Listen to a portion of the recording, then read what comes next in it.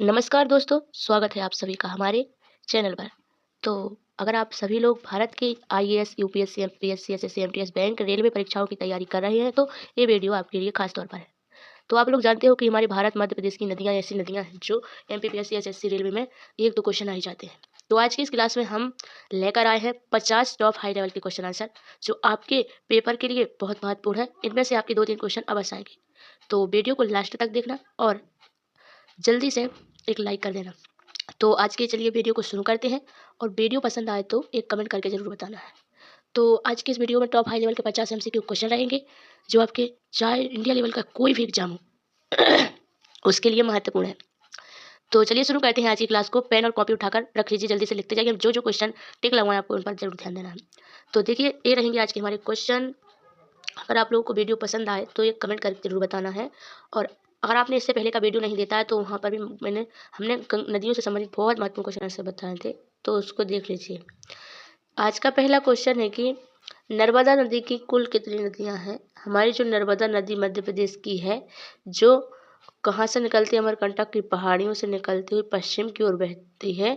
तो इसकी कितनी सहायक नदियाँ हैं, तो इसका सही जवाब है आपका ऑप्शन बी। नर्मदा नदी की कुल 41 सहायक नदियाँ मानी जाती हैं। नर्मदा नदी की कुल 41 सहायक नदियाँ मानी जाती हैं। इसको बिल्कुल स्टार मार्क लगाकर याद रख लेना क्योंकि ये पिछले साल पेपर में आया हुआ क्वेश्चन है।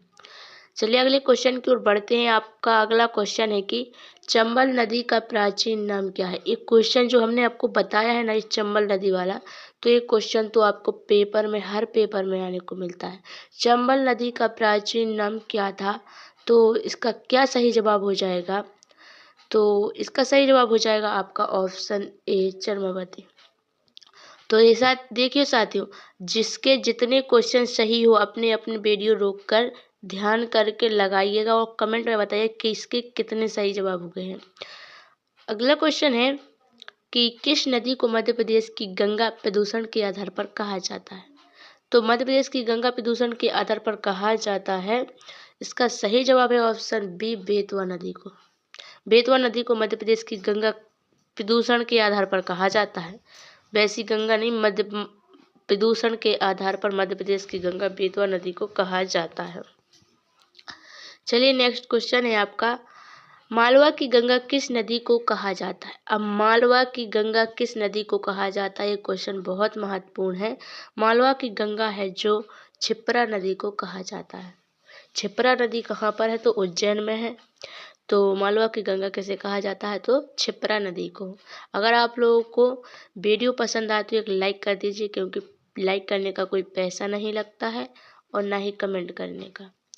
अगर आप लोगों को इसी तरह की तैयारी बेहतर बनानी है, बिल्कुल फ्री में, ना कोई एक पैसा लगे, तो हमसे जुड़िए। और हमारे यूपीएससी ज्ञान जी के चैनल और एक चैनल है आईएएस ऑफिसर के नाम से, जो डिस्क्रिप्शन में लिंक दे रखी है, उससे जुड़ जाइए। और पांचवा क्वेश्चन है, कैन बेतवा लिंक परियोजना के तहत किस राष्ट्रीय उद्यान से होकर नहर गुजरेगी। यानी कि जो कैन बेतवा लिंक परियोजना हुई थी अभी हाल ही में 2024 में 25 में, तो अब उसके तहत उद्यान से कौन सी नहर गुजरेगी, तो इसका सही जवाब है ऑप्शन बी पन्ना नहर।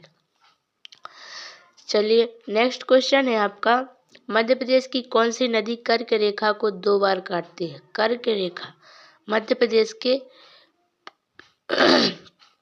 मध्य प्रदेश से गुजरती है, तो कौन सी वह नदी है जो कर्क रेखा को 2 बार काटती है ऐसी ऐसी, तो इसका सही जवाब है माही नदी। आपका ऑप्शन भी बिल्कुल सही जवाब हो जाएगा। नेक्स्ट क्वेश्चन है, नर्मदा और ताप्ती के अलावा कौन सी नदियां हैं जो पश्चिम की ओर बहती हैं। तो इसका करेक्ट जवाब है ऑप्शन ए माही नदी। माही नदी, नर्मदा और ताप्ती नदी, ये सारी तीनों नदियां हैं जो पश्चिम की ओर बहती हैं। चलिए अगले क्वेश्चन की ओर बढ़ते हैं। अगला क्वेश्चन है, सोन नदी का उद्गम स्थल कहाँ पर। तो सोन नदी का उद्गम स्थल है जो अमरकंटक पहाड़ियों से होता है। ऑप्शन बी बिल्कुल सही जवाब हो जाएगा। और हम अपने जितनी भी सीरीज लाए आपको सभी को लगाना है और जितने भी मॉक टेस्ट लाए आपको सभी कोई बुक पढ़ने की जरूरत नहीं पड़ेगी। नेक्स्ट क्वेश्चन है कि कौन सी नदी भ्रंश घाटी से होकर बहती है। तो भ्रंश घाटी से होकर नर्मदा नदी बहती है, तो इसका सही जवाब हो जाएगा ऑप्शन सी, नर्मदा नदी भ्रंश घाटी से होकर बहती है। नेक्स्ट क्वेश्चन है, पांडव जलप्रपात किस नदी पर स्थित है? तो इसका करेक्ट जवाब है ऑप्शन ए, ऑप्शन ए, केन नदी पर पांडव जलप्रपात स्थित है। चलिए नेक्स्ट क्वेश्चन है कि ताप्ती नदी का उद्गम मध्य प्रदेश के किस जिले से होता है? तो ताप्ती नदी का उद्गम मध्य प्रदेश के बैतूल जिले से होता है। आपका ऑप्शन बी बिल्कुल करेक्ट जवाब हो जाएगा। चलिए नेक्स्ट क्वेश्चन देख लेते हैं। उससे पहले आपको एक जानकारी बता दें, अगर आप लोगों को इससे पूरे लेक्चर की PDF चाहिए तो हमारे द्वारा व्हाट्सएप पर बताई दी जाती है। अगर आपको इसकी PDF की लिंक चाहिए तो कमेंट में जल्दी से बता दीजिए।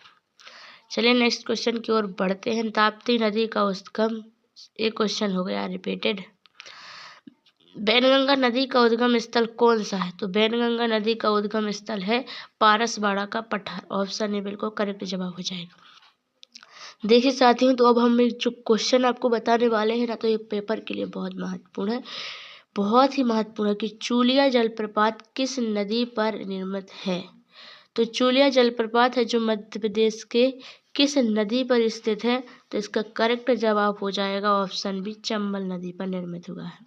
तो चंबल नदी का उद्गम स्थल कहाँ से होता है भैया? हर जल्दी से कमेंट कर दीजिए। और 14वां क्वेश्चन है कि मध्य प्रदेश की किस नदी को स्वर्ण नदी भी कहा जाता है? तो मध्य प्रदेश की किस नदी को स्वर्ण नदी कहा जाता है? तो इसका करेक्ट जवाब है सोन नदी को मध्य प्रदेश की स्वर्ण नदी कहा जाता है। आपका ऑप्शन भी बिल्कुल सही जवाब हो जाएगा। नेक्स्ट क्वेश्चन है आपका, कुंवारी नदी का उद्गम स्थल कहाँ से होता है? तो कुंवारी नदी का उद्गम होता है शिवपुरी पठार से। ऑप्शन ए बिल्कुल करेक्ट जवाब हो जाएगा। जो क्वेश्चन बताएं जल्दी से लिखते जाना है और पढ़ते जाना, याद भी करते जाना है। सिंधु नदी मध्य प्रदेश के किस जिले से निकलती है? तो सिंधु नदी मध्य प्रदेश के किस जिले से निकलती है? तो इसका करेक्ट जवाब है सिंध नदी, सिंधु नहीं सिंध नदी। तो इसका सही जवाब है सिरोंज जिले से। ऑप्शन बी बिल्कुल सही जवाब हो जाएगा। चलिए नेक्स्ट क्वेश्चन की ओर बढ़ते हैं। आपका अगला क्वेश्चन है, वर्धा और बैनगंगा के संगम को क्या कहा जाए? एक क्वेश्चन तो आपको हर पेपर में देखने को मिलता है, क्योंकि एक क्वेश्चन बहुत बार आता है नदियों में। क्वेश्चन में ये क्वेश्चन आता है, इसको लिख कर रख लीजिए और एक चिपका लीजिए अपने दीवार के सामने। एक क्वेश्चन पक्का आएगा, जल्दी से आप कर लीजिए। तो वर्धा और बैनगंगा के संगम को क्या कहा जाता है? तो इसका सही जवाब है प्राणहिता। ऑप्शन भी बिल्कुल करेक्ट हो जाएगा। 18वां क्वेश्चन है आपका नेक्स्ट क्वेश्चन, बेला और धसान किसकी सहायक नदियां हैं? तो इसका करेक्ट जवाब क्या हो जाएगा आपका? इसका करेक्ट जवाब हो जाएगा ऑप्शन बी, बेतवा नदी। बेतवा नदी, बीला और धसान नदी किसकी सहायक नदियां हैं? तो बेतवा की हैं। चलिए नेक्स्ट क्वेश्चन की ओर बढ़ते हैं। आपका नेक्स्ट क्वेश्चन है, अगला क्वेश्चन, नर्मदा नदी की मध्य प्रदेश में कुल कितनी लंबाई है? तो इसका करेक्ट जवाब क्या होगा?